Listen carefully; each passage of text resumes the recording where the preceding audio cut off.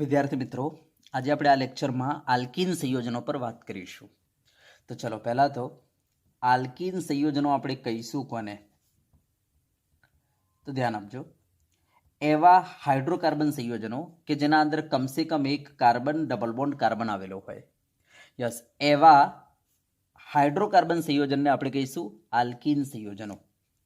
બરાબર. હવે ધ્યાન આપજો, ડબલ બોન્ડમાં એક સિગ્મા હશે અને એક પાઈ બંધ હશે. તો એનો મતલબ એવું થઈ ગયું કે આના અંદર પાઈ બંધ આવેલો છે. અને મેં તમને કહ્યું હતું એ પ્રમાણે કે જો પાઈ બંધ આવેલો હોય ને તો એવા સંયોજનને આપણે શું કહીએ છીએ? અસંતૃપ્ત હાઇડ્રોકાર્બન સંયોજનો કહીએ છીએ. બરાબર. તો યાદ રાખો, આલ્કીન સંયોજનના અંદર પાઈ બંધ આવેલો હોવાથી આલ્કીન સંયોજનોને કહેવાય છે અસંતૃપ્ત હાઇડ્રોકાર્બન સંયોજનો. શું કહેવાય છે એમને? અસંતૃપ્ત હાઇડ્રોકાર્બન સંયોજનો. ચલો બરાબર. હવે આ આલ્કીન સંયોજનો જે છે એકચ્યુઅલી બે પ્રકારના હોય છે. એક બિનચક્રીય આલ્કીન સંયોજનો અને બીજું આવશે ચક્રીય આલ્કીન સંયોજનો. હવે જો આ જે બિનચક્રીય આલ્કીન સંયોજનો જે છે એનો પ્રથમ સભ્ય છે ઇથીન. બરાબર. તો બિનચક્રીય આલ્કીન સંયોજનો જે છે એની શ્રેણી જે છે ઇથીનથી ચાલુ થાય છે. એનો પ્રથમ સભ્ય છે ઇથીન. બરાબર. યસ.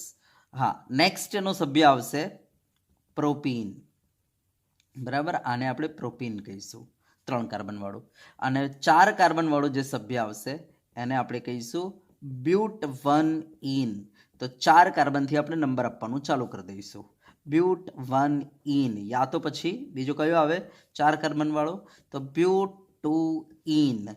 બરાબર. બ્યુટ-2-ઈન. તો 4 કાર્બનથી આપણે નંબર આપવાનું સ્ટાર્ટ કરી દેવું પડશે.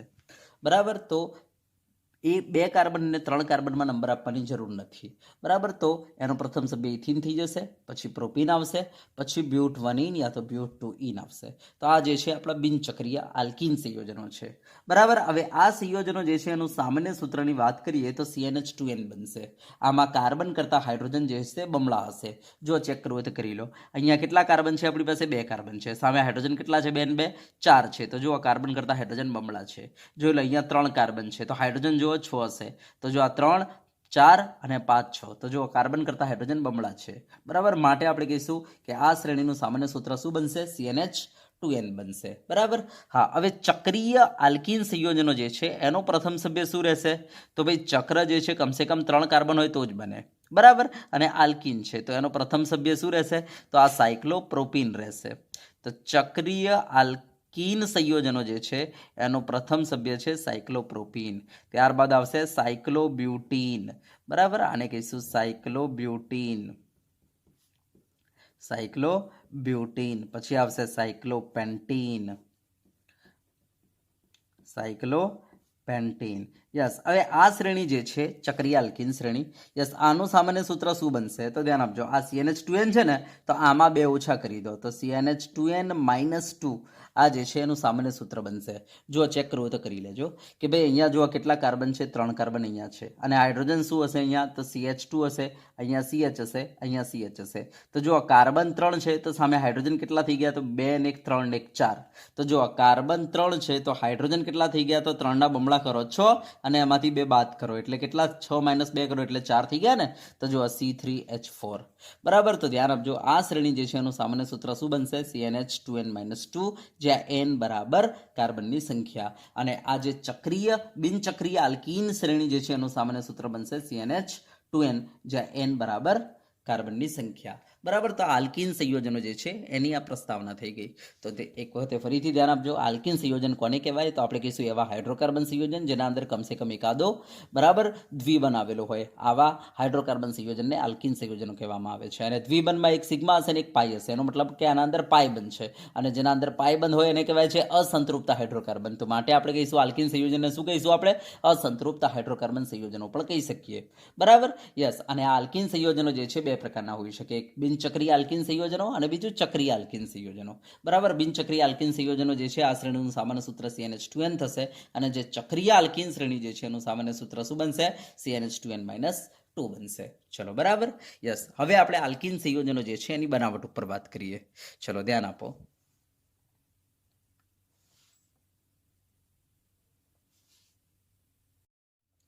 તો ચલો હવે આપણે બનાવટ ઉપર વાત કરીએ.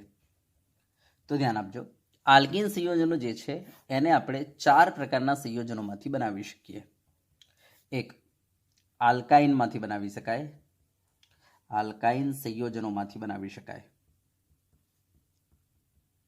બીજો આલ્કાઇલ હેલાઇડમાંથી બનાવી શકાય, આલ્કાઇલ હેલાઇડ સંયોજનોમાંથી, જેને આપણે કહી શકીએ હેલો આલ્કેન સંયોજનો. બરાબર, યસ.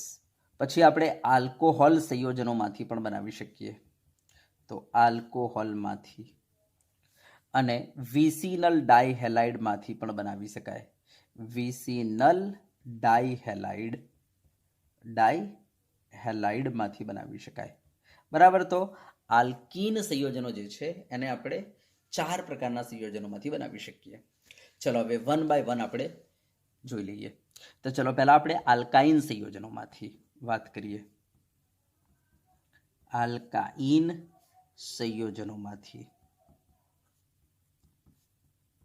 તો ધ્યાન આપજો, આ મારી પાસે આલ્કાઇન છે. બરાબર, એમ સમજો આ આર એટલે કોઈ આલ્કાઇલ સમૂહ છે, આર ડેશ એટલે કોઈ આલ્કાઇલ સમૂહ છે, એવું સમજીને ચાલો. તો આ મારી પાસે એક આલ્કાઇન છે. ચલો હવે જો હું આને H2 સાથે પ્રક્રિયા કરું છું, બરાબર, હું પેલેડિયમ પ્લસ ચારકોલ, ચારકોલ એટલે કાર્બન અથવા કોલસો, યસ, તો પેલેડિયમ પ્લસ ચારકોલ આ ઉદ્દીપકનો ઉપયોગ કરું છું. બરાબર, ધ્યાન આપજો, જો તમે એકલું પેલેડિયમનો ઉપયોગ કર્યો તો આ બંને પાયબંધ તૂટી જશે, અને બંને પાયબંધ તૂટશે એટલે અહીંયા શું બની જશે ખબર છે? આલ્કેન બની જશે. માટે આપણે આનું અંશતઃ રિડક્શન કરાવવાનું છે. બરાબર, તો અંશતઃ રિડક્શન કરાવવા માટે એકલું પેલેડિયમ નહીં ચાલે, આપણે શું કરવું પડશે? પેલેડિયમ પ્લસ ચારકોલનો ઉપયોગ કરવો પડશે. યસ, આને કહેવાય છે લિન્ડલર્સ ઉદ્દીપક. આને શું કહેવાય છે? લિન્ડલર્સ ઉદ્દીપક. તો એમસીક્યુએસ પૂછી નાખે કે લિન્ડલર્સ ઉદ્દીપક શું છે? તે પેલેડિયમ અને ચારકોલનું મિશ્રણ છે. આને કહેવાય છે લિન્ડલર્સ ઉદ્દીપક. યસ, હવે જો પ્રક્રિયા શું થશે તો અહીંયા અંશતઃ રિડક્શન થશે. એનો મતલબ એક જ પાયબંધ તૂટશે, અહીંયા એક જ પાયબંધ તૂટશે. બરાબર, જેવું એક પાયબંધ તૂટશે એટલે નવા 2 સિગ્મા બોન્ડ તૈયાર થઈ જશે.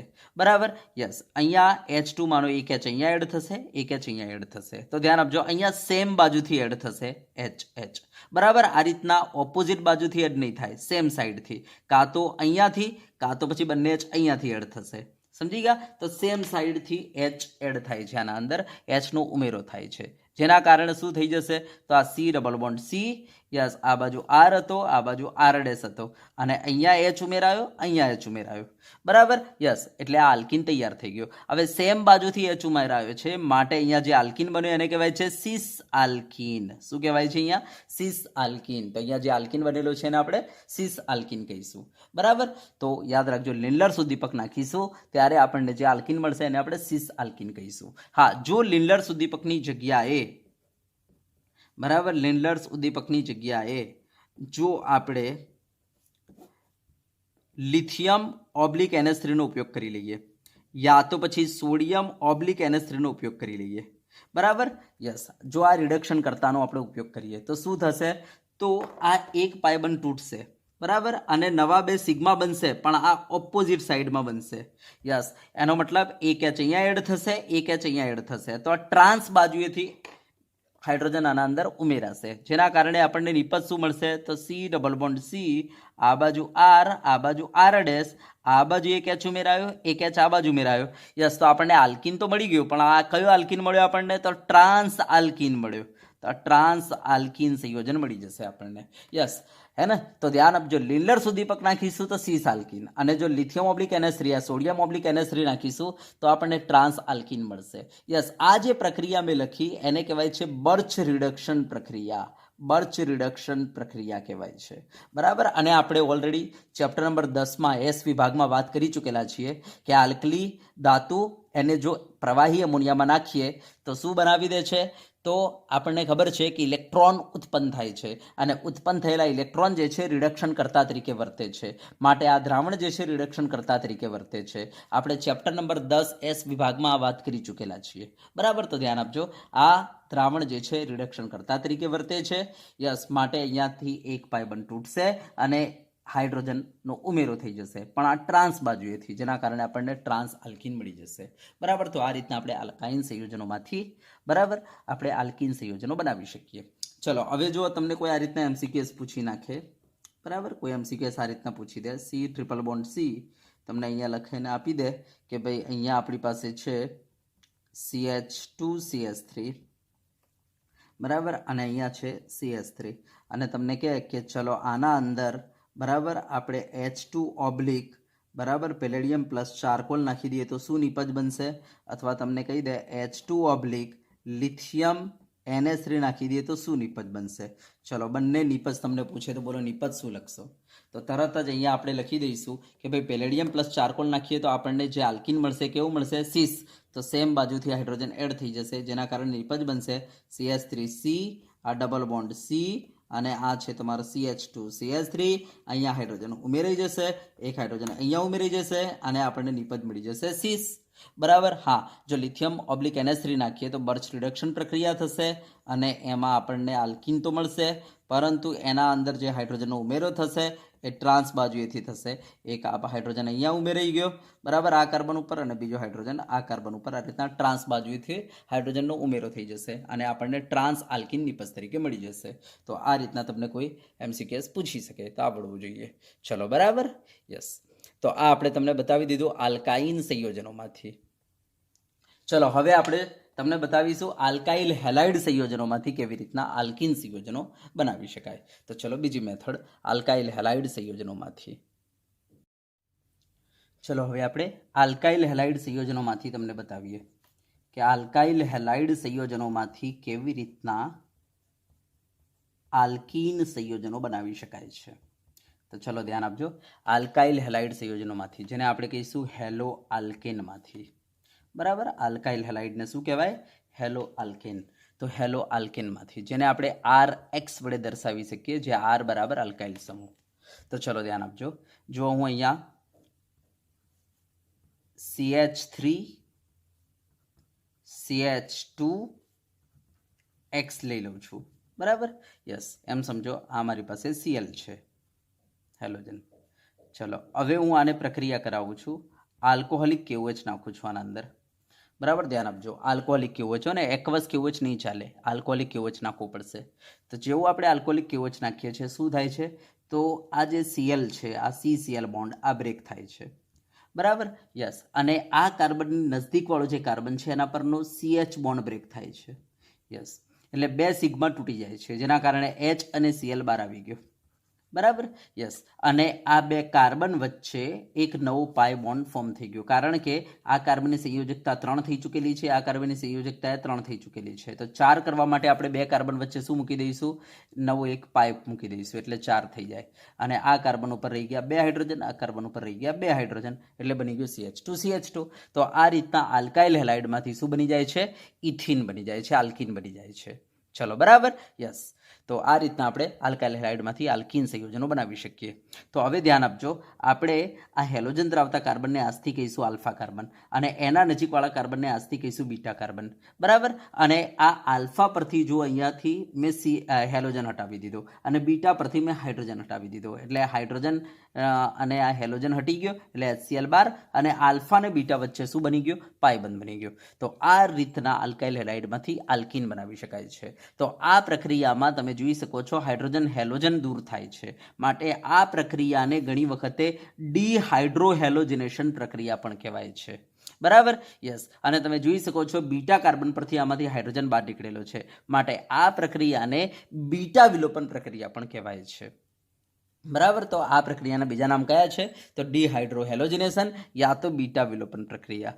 તો ડિહાઇડ્રોહેલોજિનેશન પ્રક્રિયા કહેવાય છે આ પ્રક્રિયાને, બરાબર. ડિહાઇડ્રોહેલોજિનેશન પ્રક્રિયા કહેવાય છે, યા તો પછી બીટા વિલોપન પ્રક્રિયા પણ કહેવાય છે આ પ્રક્રિયાને. ચલો બરાબર. યસ, ચલો હું બીજા એક્ઝામ્પલ લઈ લઉં, ધ્યાન આપજો. દાખલા તરીકે અમારી પાસે CH3, આ CH2, આ CH2, આ Cl છે, બરાબર. હું આના અંદર આલ્કોહોલિક KOH નાખી દઉં છું. ચલો શું થશે? તો મેં તમને કહ્યું એ પ્રમાણે હેલોજનવાળા કાર્બનને આલ્ફા કાર્બન કહેવાય, એના નજદીકવાળા કાર્બનને બીટા કાર્બન કહેવાય. આલ્ફા પરથી હેલોજન કાઢી નાખો, બીટા પરથી હાઇડ્રોજન કાઢી નાખો, અને આલ્ફા અને બીટા વચ્ચે શું બનાવી દો? એક પાયબંધ બનાવી દો, એટલે કે ડબલ બોન્ડ કરી દો. તો CH3CH ડબલ બોન્ડ CH2, સમજી ગયા? અને આમાંથી નીકળેલો H અને આ Cl, HCl બાર. યસ, તો આ રીતના, બરાબર, આલ્કાઇલ હેલાઇડમાંથી આપણને આલ્કિન મળી ગયો. સમજી ગયા? યસ. તો આ રીતના આપણે અલ્કાઇલ હેલાઇડમાંથી આલ્કીન સંયોજનો બનાવી શકીએ. ચલો એક બીજું એક્ઝામ્પલ લઈ લઈએ. તો CH3 CH2 CH, અહીંયા Cl, આ CH3. બરાબર, મારી પાસે આ આલ્કાઇલ હેલાઇડ પડેલો છે જેનો આપણે કહીશું 2 બ્યુટેન કહી દઈશું. ચલો હવે જો હું આલ્કોહોલિક KOH આમાં નાખી દઉં તો શું થશે? તો આપણે કહીશું હેલોજનવાળા કાર્બનને આલ્ફા કહેવાય, એના તદ્દન નજીકના કાર્બનને બીટા કહેવાય. હવે તમે જોઈ શકો છો અહીંયા તદ્દન નજીકનો કાર્બન છે તો આમાં બે બીટા છે.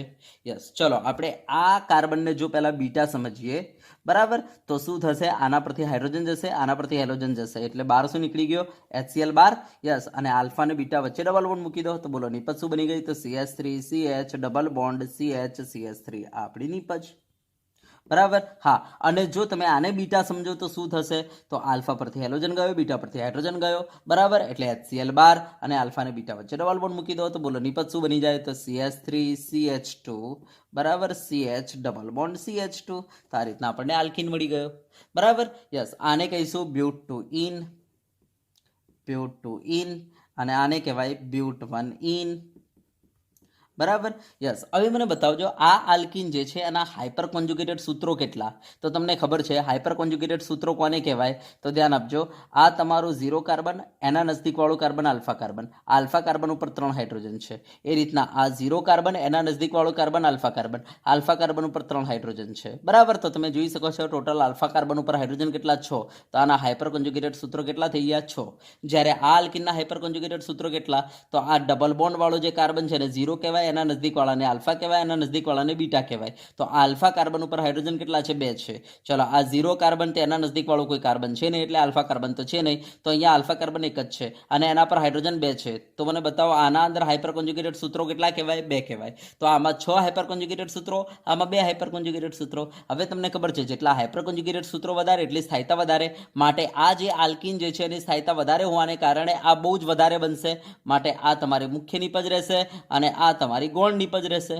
બરાબર. યસ. તો આ પ્રક્રિયા થઈ ગઈ આપણી આલ્કાઇલ હેલાઇડમાંથી આલ્કીન સંયોજનોની બનાવટ માટેની પ્રક્રિયા. બરાબર. તો આ પ્રક્રિયાને બીજા કયા નામથી ઓળખીશું? તો ડિહાઇડ્રોહેલોજનેશનના નામથી ઓળખીશું. અથવા બીટા કાર્બન ઉપરથી હાઇડ્રોજન દૂર થતો હોવાને કારણે આપણે આને શું કહીશું?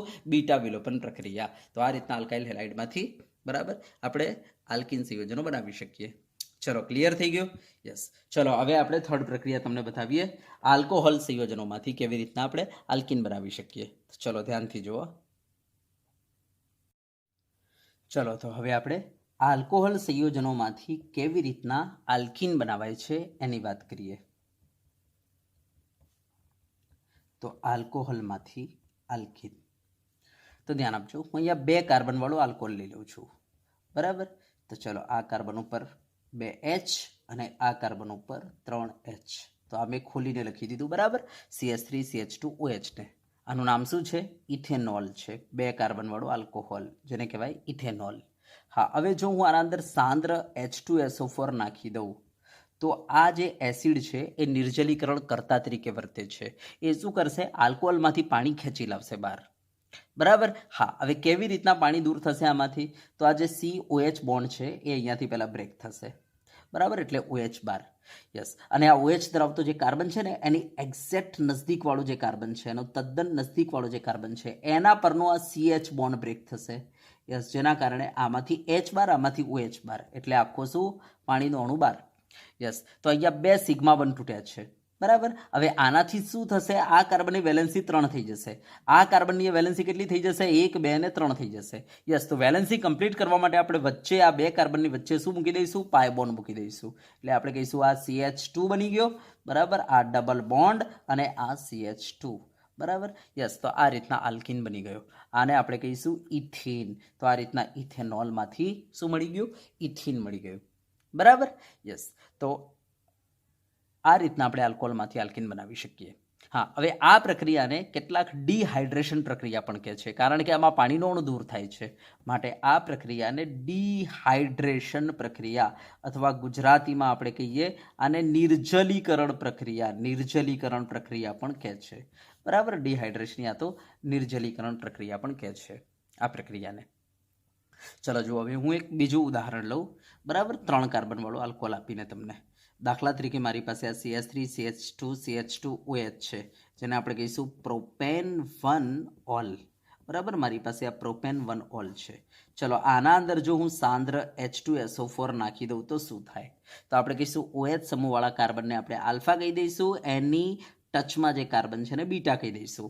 યસ, બીટા પરથી હાઇડ્રોજન નીકળી જશે અને આલ્ફા પરથી OH નીકળી જશે, એટલે બાર શું નીકળી ગયો? H2O બાર, અને આલ્ફા અને બીટા વચ્ચે પાઈ બોન્ડ ફોર્મ થઈ જશે, એટલે શું બની જશે? CH3 CH double bond CH2, આને કહીશું પ્રોપીન. યસ, તો આ પ્રક્રિયાને બરાબર આપણે ડિહાઇડ્રેશન પ્રક્રિયા પણ કહી શકીએ. ચલો બરાબર, તો આ રીતના આપણે આલ્કોહોલમાંથી આલ્કીન બનાવી શકીએ. ચલો એક બીજું એક્ઝામ્પલ આપી દઉં. CH3 CH2 CHOH CH3, આને આપણે કહીશું બ્યુટેન. બરાબર, બ્યુટેન 2 ઓલ. તો આ બ્યુટેન 2 ઓલ છે. જો આના અંદર તમે સાંદ્ર H2SO4 નાખી દો, નિર્જલીકરણ કરતાં નાખી દો, તો શું થશે? તો OH સમૂહવાળો કાર્બનને આલ્ફા કહેવાય. યસ, એની સાથે ટચમાં જે કાર્બન છે ને બીટા કહેવાય. તો આની સાથે ટચમાં અહીંયા પણ કાર્બન છે તે બીટા થઈ ગયો. તો આમાં બે બીટા છે. ચલો જો આને આપણે બીટા સમજીએ તો આમાંથી H જાય, આમાંથી OH જાય, એટલે H2O બાર, આલ્ફા અને બીટા વચ્ચે ડબલ બોન્ડ, જેના કારણે શું બની જશે? CH3 CH double bond CH CH3 થઈ જશે. બરાબર, યસ. એની સાથે સાથે બીજું શું બની શકે? તો જો આપણે આને બીટા સમજીએ તો આલ્ફા પરથી OH ગયો, બીટા પરથી હાઇડ્રોજન ગયો, એટલે H2O બાર, એટલે આલ્ફા અને બીટા વચ્ચે ડબલ બોન્ડ ફોર્મ, એટલે શું બની જશે? તો CH3 CH2 CH double bond CH2, આ રીતના આલ્કીન આપણને મળી જશે. બરાબર, આને બ્યુટ 2 ઇન કહીશું, આને બ્યુટ 1 ઇન. યસ, આ તમારી મુખ્ય નીપજ રહેશે, કારણ કે આ આલ્કીન વધારે સ્થાયી છે, અને આ તમારી ગૌણ નીપજ રહેશે, કારણ કે આ આલ્કીન ઓછો સ્થાયી છે. હવે સ્થાયીતા કેવી રીતના નક્કી થાય આલ્કીનની? તો આપણે તમને ભણાવ્યું છે હાઇપર કોન્જ્યુગેશન ચેપ્ટર નંબર 12માં. આપણે કહી શકીએ આના અંદર હાઇપર કોન્જ્યુગેટેડ સૂત્રો કેટલા હશે? 2 હશે હાઇપર કોન્જ્યુગેટેડ સૂત્રો. આના અંદર હાઇપર કોન્જ્યુગેટેડ સૂત્રો કેટલા હશે? 6 હાઇપર કોન્જ્યુગેટેડ સૂત્રો છે. યસ, જેટલા હાઇપર કોન્જ્યુગેટેડ સૂત્રો વધારે એટલી સ્થાયીતા વધારે, અને જે આલ્કીન વધારે સ્થાયી એ મુખ્ય નીપજ મળશે. તો આ રીતના આપણે આલ્કોહોલમાંથી આલ્કીન સંયોજનો બનાવી શકીએ. ચલો, ક્લિયર થઈ ગયું? યસ. ચલો હવે આપણે લાસ્ટ પ્રક્રિયા જોઈ લઈએ, વિસિનલ ડાયહેલાઇડમાંથી. બરાબર, વિસિનલ ડાયહેલાઇડમાંથી. હવે કેટલાકને થશે કે સાહેબ ડાયહેલાઇડ તો ખબર પડી, પણ આ વિસિનલ શબ્દ શું છે? તો ધ્યાન આપજો કે જ્યારે આપણે અલગ અલગ કાર્બન ઉપર આ રીતના બે હેલોજન મૂકી દઈએ. બરાબર, યસ, અલગ અલગ કાર્બન ઉપર આ રીતના અલગ અલગ અને નજદીક કાર્બન ઉપર, બરાબર, આ રીતના નજીકના કાર્બન ઉપર જો બે હેલોજન મૂકી દઈએ તો આ જે ડાયહેલાઇડ બન્યો, આ ડાયહેલાઇડને કહેવાય છે વિસિનલ ડાયહેલાઇડ. તો આને કયા નામથી ઓળખવામાં આવે છે? તો વિસિનલ ડાયહેલાઇડ. અને જો આપણે એક જ કાર્બન ઉપર બે હેલોજન મૂકી દઈએ આ રીતના, બરાબર, એક જ કાર્બન ઉપર બે હેલોજન મૂકી દઈએ, તો આ ડાયહેલાઇડને કહેવાય છે જેમિનલ ડાયહેલાઇડ. શું કહેવાય છે આને? જેમિનલ ડાયહેલાઇડ કહેવાય છે. બરાબર, તો આ વિસિનલ ડાયહેલાઇડ અને જેમિનલ ડાયહેલાઇડમાં ફરક છે. તો આપણે અત્યારે વિસિનલ ડાયહેલાઇડમાંથી બનાવવાનું છે. તો ચલો હું લઈ લઉં છું આ વિસિનલ ડાયહેલાઇડ. સપોઝ મારી પાસે આ છે વિસિનલ ડાયહેલાઇડ. આનું નામ બનશે 2,3 ડાયક્લોરોબ્યુટેન. આનું નામ બનશે 2,3 ડાયક્લોરોબ્યુટેન. 2,3 ડાયક્લોરોબ્યુટેન. જો આપણે આના અંદર ઝિંક નાખી દઈએ તો ઝિંક શું કરશે? અહીંયાથી આ બોન્ડ તોડશે, અહીંયાથી આ બોન્ડ તોડશે, અને ZnCl2 લઈને બહાર નીકળી જશે. બરાબર, યસ. તો બે સિગ્મા તૂટી ગયા, તો બોલો બંને વચ્ચે શું બની જશે? એક પાય બોન્ડ ફોર્મ થઈ જશે. તો શું બની ગયું? CH3CH ડબલ બોન્ડ CH જેને આપણે કહીશું બ્યુટ 2 ઇન. બરાબર, યા તો આલ્કીન, યા તો બીજું નામ બ્યુટ 2 ઇન. બરાબર, તો આ આપણો આલ્કીન તૈયાર થઈ ગયો. તો આ રીતના વિસિનલ ડાયહેલાઇડમાંથી આપણને આલ્કીન મળી જશે. બરાબર, તો આ રીતના આપણે વિસિનલ ડાયહેલાઇડમાંથી આલ્કીન સંયોજનો બનાવી શકીએ. તો અહીંયા આલ્કીન સંયોજનોની બનાવટ પૂર્ણ થાય છે. ચલો, ઓકે, યસ. હવે આપણે વાત કરી લઈએ ભૌતિક ગુણધર્મોની. બરાબર, તો ચલો ધ્યાન આપો આલ્કીન સંયોજનોના ભૌતિક ગુણધર્મો. ચલો હવે આલ્કીન સંયોજનો જે છે એમના ભૌતિક ગુણધર્મો. ચલો હવે ધ્યાન આપો. પહેલા આપણે વાત કરીશું ધ્રુવીયતાની. તો ધ્યાન આપો, આલ્કીન સંયોજનોના અંદર, બરાબર, આલ્કીન સંયોજનોમાં CH બોન્ડ અને CC બોન્ડ તમને જોવા મળશે. હવે CH બોન્ડ આપણને ખબર છે અધ્રુવીય છે, અને CC બોન્ડ પણ કેવો છે? અધ્રુવીય. માટે આપણે કહીશું કે ભાઈ આલ્કીન સંયોજનો કેવા છે? અધ્રુવીય છે.